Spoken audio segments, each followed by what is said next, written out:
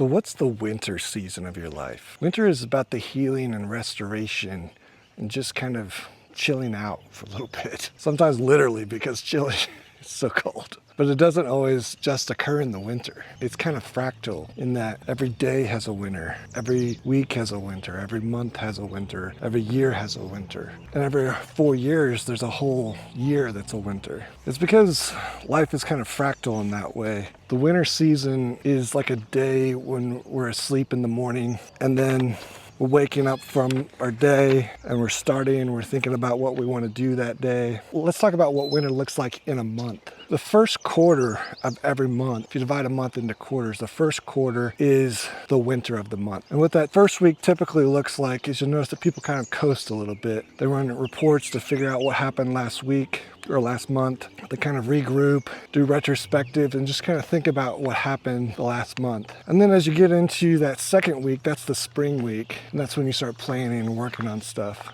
So what does winter mean at the year level? I think that's the one we're most familiar with. Everybody's just kind of indoors a lot, not really feel like doing a whole lot, but still kind of imagining what your life would be like the rest of the year. Maybe you start to plan your summer vacation, but maybe you don't put the pen to paper, but you're just kind of thinking about what you want. And then every 4 years, an entire year is the winter. Winter is when you start to want things. Winter is about wanting. It's about restoration, healing, kind of just recollecting and thinking about what happened and what could happen. And as we're like at the end of winter and moving into spring, it's a time where we're recollecting what happened in winter and start to think about what we want to do in spring. And that's where it's kind of like a reset.